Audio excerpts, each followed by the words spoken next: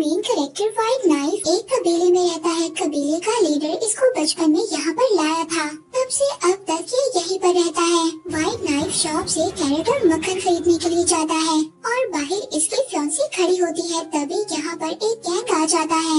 इन्हें लेफ्ट आई गैंग कहा जाता है क्योंकि इन लोगों ने गैंग के लिए अपनी राइट आई निकलवा ली है।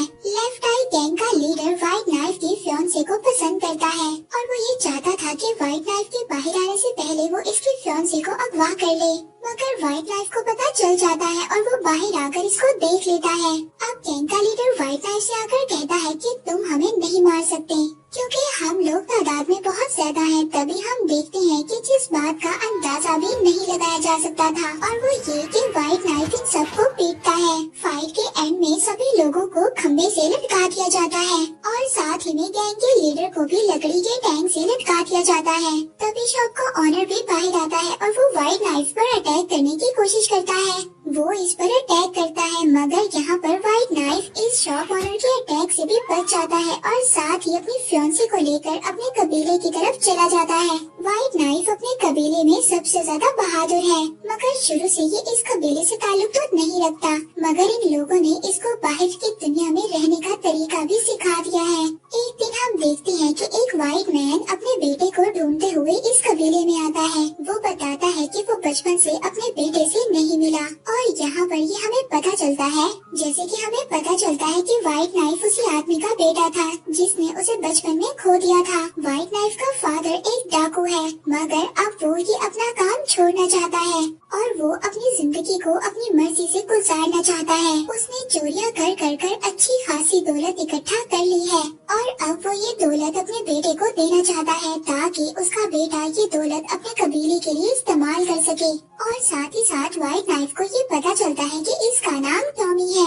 अब टॉमी अपनी फियांसी की रिक्वेस्ट पर अपने फादर की दी हुई दौलत को एक्सेप्ट कर लेता है मगर आपको बताया जाए कि अभी उसके पास ये दौलत नहीं है।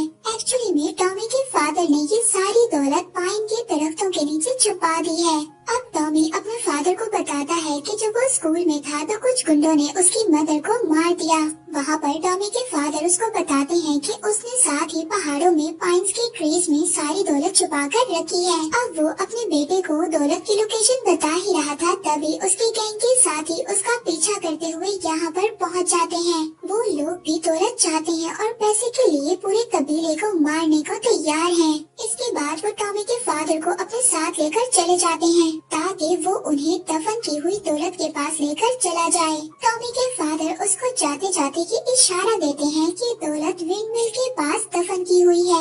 अब टॉमी के फादर के जाने के बाद टॉमी ये सोचता है कि वो अपने फादर की दौलत को ढूंढेगा और वो इस गैंग को देकर अपने फादर को छुड़वा लेगा। अब जब ये पहाड़ों पर दौलत तलाश करने के लिए जाता है तो वहाँ पर इसको एक मसला होता है। वहाँ पर तो बहुत ज्यादा पाइन्स के दरख्त थे मगर इसको ये नहीं पता था कि इसके फादर ने कौन से पाइन के ट्री के नीचे दौलत को दफन किया है। काफी ज्यादा खुदाई करने के बाद इसका लीडर इसको कहता है कि तुम पैसा किसी और तरीके से कमाने का सोचो, मगर कुछ ही घंटों में ये $50,000 कैसे कमा सकता था। अब इसके पास एक ही ऑप्शन था कि ये भी अपने फादर की तरह चोरी ही करे। अब ये चोरी करना नहीं चाहता था मगर ये सोचता है कि क्यों ना शहर जाकर ये बुरे लोगों से चोरी करे, यानी कि अच्छे लोगों को नुकसान ना पहुंचाए, बुरे लोगों से पैसे ले। अब ये अपनी असली शनाख्त छुपाने के लिए अपने बाल काट देता है, अच्छे कपड़े पहनता है और शहर पहुंच जाता है। शहर में एक औरत इसको अपने घर में पनाह देती है।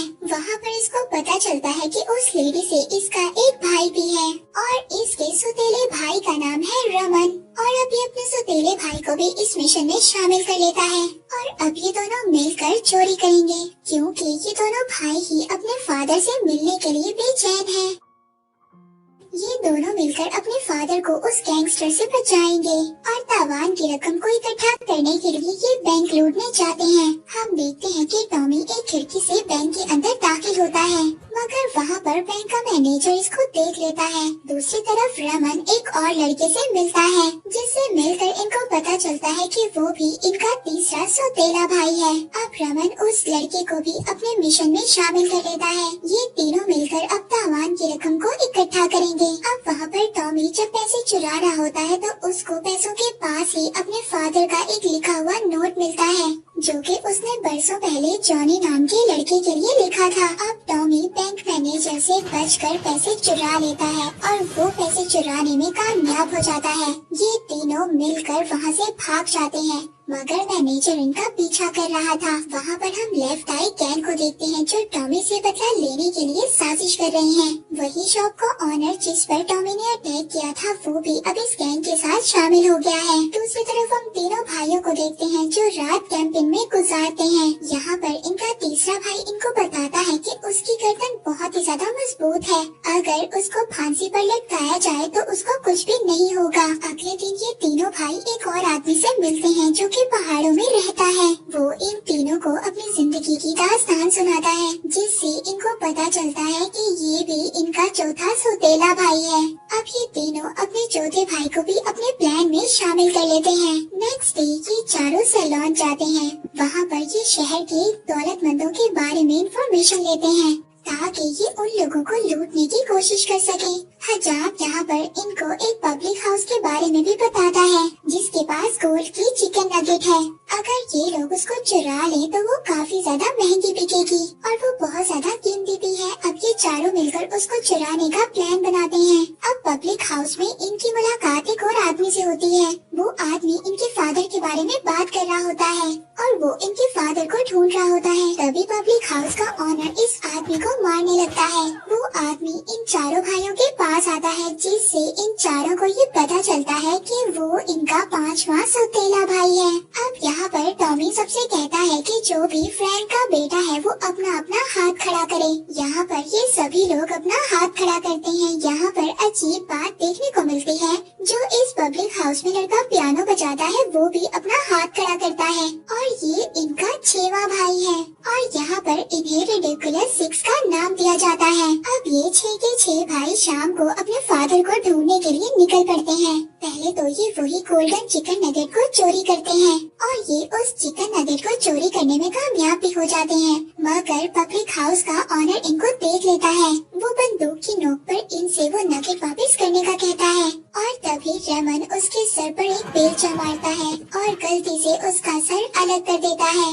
पब्लिक का ऑनर मरने से पहले अपने सर के बगैर इन पर फायर करता है। ये सब लोग उसको देखकर हैरान रह गए थे, मगर ये सभी लोग बहुत ही ज्यादा मुश्किल से वहाँ से भाग जाते हैं। इसके बाद ये एक और आदमी से जाकर मिलते हैं जो इनको बताता है कि वो बेसबॉल गेम इजाद कर रहा है और अगर ये लोग उसके साथ ये गेम खेलें तो वो इनको खजाने के बारे में बताएगा, क्योंकि वो भी इनके फादर को जानता था। ये लोग उसके साथ गेम खेलते हैं, तभी वो इनको खजाने के बारे में बहुत ज्यादा बातें बताता है। इन्हें अब उस जगह का तो पता चल गया था, मगर पहले इन्हें 30,000 भी चोरी करने थे, जिसके लिए ये एक और विलेज में जाते हैं। यहाँ पर हम देखते हैं कि इनका तीसरा भाई एक लेडी के साथ बदतमीजी करता है, जिसकी वजह से उसको फांसी पर लटकाने का ऑर्डर दिया जाता है। लेकिन तभी बाकी भाई वहाँ पर लूट रहे होते हैं ताकि वो अपने पैसे पूरे कर सके। ये सभी लोग इतनी आसानी से इसलिए लूट रहे थे क्योंकि गांव के जो बाकी लोग थे वो इनके तीसरे भाई की फांसी देखने के लिए गए हुए थे। जब यहाँ पर ये भाई सिर्फ रात की दुकान को लूटने में मसरूफ थे और वहाँ पर दूसरे भाई को फांसी दी जा रही थी, मगर जो इनके भाई ने इनको बताया था कि उसकी गर्दन बहुत ज्यादा मजबूत है, वो झूठ नहीं बल्कि एक हकीकत थी। वहाँ पर इनका भाई फांसी से डरा हुआ नहीं था, बल्कि वो तो फांसी को एंजॉय कर रहा था और पूरा का पूरा गांव उसको देखकर हैरान रह गया था। अब गांव का लीडर उसको वहाँ पर गोली मारकर मौत की घाटी उतारने वाला होता है, मगर तभी उसके भाई उसको बचा लेते हैं। ये यहाँ से सिर्फ रात लेकर भाग जाते हैं। नेक्स्ट सीन में हम इन्हें दरिया में नहाते हुए देखते हैं, मगर यहाँ पर लेफ्ट आई गैंग इन पर अटैक कर देता है और साथ ही साथ इनके सारे पैसे लेकर भाग जाते हैं। अब जो इन सब भाइयों ने हासिल किया था वो ये सब लोग खो चुके थे और अपने फादर को बचाने की उम्मीद भी हार चुके थे, मगर तभी इनमें से इनका एक भाई शहर में होने वाले जुए के बारे में बताता है, जहाँ पर अमीर अमीर लोग आते हैं, अगर ये चाहे तो उन्हें लूट सकते हैं और इसके बाद इनकी ये उम्मीद दोबारा से जिंदा हो सकती है। अब ये लोग वहाँ पर जाते हैं। इनका एक भाई रमन एक अमीर ताजर बनता है, जिसके साथ बाकी भाई गार्ड्स बने हुए थे। मगर तभी एक आदमी को इन पर शक हो जाता है। ये लोग वहाँ पर चाकू से डरा कर सभी लोगों से पैसे लेकर भाग जाते हैं। इसके बाद ये बेसबॉल प्लेयर की बताई हुई उसी जगह पर पहुँच जाते हैं जहाँ पर इन्हें विंडमिल तो दिखाई नहीं दे रही थी। ये लोग परेशान हो गए थे कि खजाना कहाँ पर है। मगर तभी ये जमीन में दफन हुए लेफ्ट आई गैंग को देखते हैं। ये उनको बताते हैं कि जिस आदमी ने इनके फादर को अगवा किया है उसी आदमी ने इनके साथ ये सब कुछ किया है। और हम देखते हैं कि ये लोग लेफ्ट आई गैंग के लोगों को जमीन से निकालते हैं और इनका भाई रमन अपने फादर की पुरानी एक पिक्चर निकाल कर इन सबको दिखाता है। तस्वीर में वो गैंगस्टर भी था जिसने इनके फादर को अगवा किया है। गैंगस्टर के हाथ पर टॉमी देखता है कि एक टैटू बना हुआ है और ये टैटू तो उस आदमी के हाथ पर भी था जिसने टॉमी की मदर को मारा था। और यहाँ पर इसको समझ आ जाता है कि इस गैंगस्टर ने तो मेरी मदर को भी मारा था और अब ये उस गैंगस्टर से जरूर बदला लेगा और अब अपने फादर को भी बचाएगा। टॉमी रेत के टेम्परेचर की लोकेशन देखकर गैंगस्टर का पता लगा सकता है कि वो सब लोग कहाँ पर गए हैं। ये सभी भाई भी अब उस साइड पर जाएंगे। मगर टॉमी अब अपने भाइयों को मुश्किल में डालना नहीं चाहता था। वो खुद ही अपनी मदर का बदला लेना चाहता था। ये सभी भाई दिन में निकलेंगे और रात को आराम करेंगे। तभी हम देखते हैं कि टॉमी फायदा उठाकर अपने भाइयों के लिए खत लिखता है और वहाँ से भाग जाता है। ये अपनी टेक्निक्स का यूज करते हुए आखिरकार उस गैंगस्टर तक पहुँच जाता है। जाकर ये उस गैंगस्टर को अपना हाथ दिखाने का कहता है जिस पर वही टैटू बना हुआ था। वो गैंगस्टर टॉमी की तरफ अपनी बंदूक का इशारा करता है मगर टॉमी तो पहले ही से तैयारी कर आया हुआ था। वो फौरन से अपना चाकू निकालकर उस गैंगस्टर को मारता है और वो गैंगस्टर चाकू के अटैक से वहीं पर मर जाता है। तभी हम देखते हैं कि गैंगस्टर के लोग टॉमी पर अटैक करने वाले थे मगर तभी यहाँ पर टॉमी के भाई भी आ जाते हैं और साथ ही लेफ्ट आई गैंग भी वहाँ पर आ गया था टॉमी को बचाने के लिए। इसलिए गैंगस्टर के सभी लोग वहाँ से भाग जाते हैं। ये लोग अपने फादर को छुड़वा लेते हैं। इसके बाद इनके फादर अपने बेटों से मिलते हैं जिसके बारे में इनको पता ही नहीं था कि वो मौजूद भी हैं या नहीं है। ये सभी भाई अपने फादर को बताते हैं कि आपको बचाने के लिए जितने ज्यादा पैसे चाहिए थे हमने तो उससे ज्यादा पैसे लूट लिए हैं और अभी हमारे पास और भी है। जैसे ही ये बात इनका फादर सुनता है तो इसका रवैया चेंज हो जाता है। ये अपने उन्हीं गैंगस्टर को बुला लेता है जो कि पहले चले गए थे। यहाँ पर इनको पता चलता है कि इनका फादर कोई अच्छा आदमी नहीं था। वो तो इसलिए ऐसा कर रहा था कि वो जानता था कि टॉमी अपने फादर के लिए पैसा कमाएगा और टॉमी अपने फादर को बचाने के लिए कुछ भी करेगा। टॉमी के फादर तो ऐसे ही पैसा कमाना चाहते थे इसीलिए इनके फादर ने ये सारा प्लान बनाया था। वहाँ पर टॉमी के फादर ने उसकी फियांसे को भी अगवा किया हुआ था। यहाँ पर बहुत बड़ा शूट आउट होता है। यहाँ पर हमें पता चलता है लेफ्ट आई गैंग की आई भी मौजूद थी। उन्होंने झूठ बोला हुआ था कि उनकी लेफ्ट आई नहीं है ताकि सब लोगों को वो लोग सख्त नजर आए। अब ये सभी भाई और लेफ्ट आई गैंग सब मिलकर लड़ते हैं और एंड में फ्रैंक को एक सुरंग में छोड़ने में कामयाब हो जाते हैं और बाद में पुलिस आकर सबको पकड़ लेती है। लास्ट सीन में हम टॉमी को देखते हैं। उसकी शादी उसकी फियांसे से हो रही है। उसके भाई भी इस बात से बहुत ज्यादा खुश हैं और उसके मैरिज में डांस कर रहे हैं और इसी के साथ ये मूवी यहीं पर एंड हो जाती है।